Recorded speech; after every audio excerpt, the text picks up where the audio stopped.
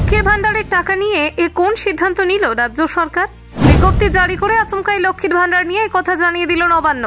আর এরপর থেকেই জল্পনা উঠতে শুরু করেছে। ঠিক কবে টাকা পাবেন উপভোক্তারা? অক্টোবরের প্রথম সপ্তাহে কি আদেও আসবে লক্ষ্মীর ভান্ডারের টাকা? নবান্নের এক ঘোষণায় সবাই অবাক। 1.5 কোটি মহিলার ব্যাংক অ্যাকাউন্টে কবে পৌঁছাবে মাসিক সহায়তা? শারদ উৎসবের আগে মমতার নতুন সিদ্ধান্তে অবাক সবাই। লক্ষ্মীর ভান্ডার পেমেন্ট পিছিয়েছে, আর তাতেই চিন্তা টাকা নিশ্চিতভাবে পাওয়া যাবে তো? দেখুন, মুখ্যমন্ত্রী মমতা বন্দ্যোপাধ্যায়ের সরকারের একটি অন্যতম জনপ্রিয় সামাজিক প্রকল্প হল লক্ষ্মীর ভান্ডার। রাজ্যের বহু সাধারণ পরিবারের মহিলাদের জন্য এটি এক গুরুত্বপূর্ণ আর্থিক সহায়তার ব্যবস্থা। এই প্রকল্পের মাধ্যমে উপভোক্তারা মাসিক নির্দিষ্ট পরিমাণ অর্থ পেয়ে থাকেন। নবান্ন থেকে সম্প্রতি জানানো হয়েছে, এই মাসে লক্ষ্মীর ভান্ডারের টাকা সুবিধাভোগীদের ব্যাংক অ্যাকাউন্টে পৌঁছাবে অক্টোবরের প্রথম সপ্তাহে। এটি জানানো হয় নতুন একটি বিজ্ঞপ্তির মাধ্যমে। বিজ্ঞপ্তিতে উল্লেখ করা হয়েছে যে প্রশাসনিক কারণে এই সময়সীমা কিছুটা পিছিয়ে দেওয়া হয়েছে।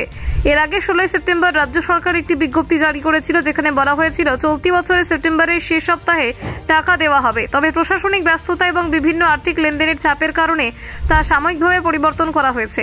অর্থ দপ্তরের সূত্রের খবর, সেপ্টেম্বর মাসের শেষ সপ্তাহে বিভিন্ন আর্থিক অনুদান, বেতন ও অন্যান্য লেনদেনের চাপ বেশি থাকে। তাই কারণে বিপুল সংখ্যক লেনদেন একসঙ্গে করার পরিবর্তে অর্থ প্রদান কিছুটা পিছিয়ে দেওয়া হয়েছে। নবান্নের পক্ষ থেকে নিশ্চিত করা হয়েছে যে উপভোক্তাদের সমস্যা হবে না। অক্টোবরের প্রথম সপ্তাহে নির্দিষ্ট দিনে সমস্ত যোগ্য মহিলাদের ব্যাংক অ্যাকাউন্টে অর্থ পৌঁছে যাবে। এটি প্রমাণ করে যে রাজ্য প্রশাসন প্রকল্পটির কার্যক্রমে কোনো রকম ব্যাঘাত চাইছেন না। লক্ষ্মীর ভান্ডার প্রকল্পের আওতায় বর্তমানে প্রায় 1.5 কোটি পরিবার সুবিধা পাচ্ছে। সাধারণ শ্রেণীর মহিলারা মাসে 1000 টাকা পান, তপশিলি জাতি উপজাতির মহিলারা 1500 টাকা পান। এই টাকা সরাসরি ব্যাংক ট্রান্সফারের মাধ্যমে প্রদান করা হয়। যে কোনো মাসের নির্ধারিত তারিখে যদি ছুটি থাকে, সেই ক্ষেত্রে পরবর্তী কর্মদিবসে টাকা প্রদান করা হয়। এর ফলে উপভোক্তারা সময় মতো তাদের অর্থ পান এবং কোনো ধরনের বিলম্বও ঘটে না। অক্টোবর মাসে দুর্গাপূজার মরশুম রয়েছে, বড় ছুটি। 1 তারিখে নবমী, 2 তারিখে বিজয়া দশমী এবং সেই সঙ্গে গান্ধী জয়ন্তী। এই কারণেই রাজ্য সরকারের সব দফতরে ছুটি থাকে। এই সময়ের সঙ্গে মিলিয়ে অর্থ প্রদান সাময়িকভাবে পিছিয়ে দেওয়া হয়েছে।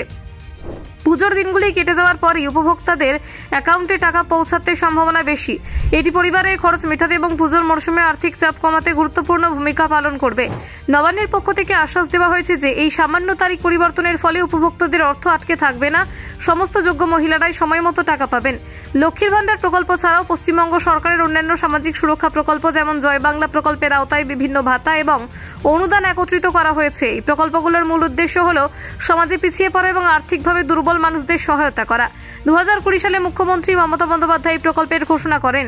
তখনই ঘোষণা করা হয়েছিল সমাজের মহিলাদের ক্ষমতায়ন এবং পরিবারের আর্থিক সহযোগিতার প্রদানই এই প্রকল্পের মূল উদ্দেশ্য। নবান্নের নতুন বিজ্ঞপ্তি স্পষ্টভাবে জানিয়েছে, অক্টোবর মাসের প্রথম সপ্তাহে সমস্ত উপভোক্তারা তাদের নির্ধারিত অর্থ পাবেন। এটি লক্ষ্মীর ভান্ডার প্রকল্পের ধারাবাহিকতা এবং রাজ্যের সামাজিক নিরাপত্তা ব্যবস্থার প্রতি সরকারের প্রতিশ্রুতিকে আরও দৃঢ়ভাবে তুলে ধরে।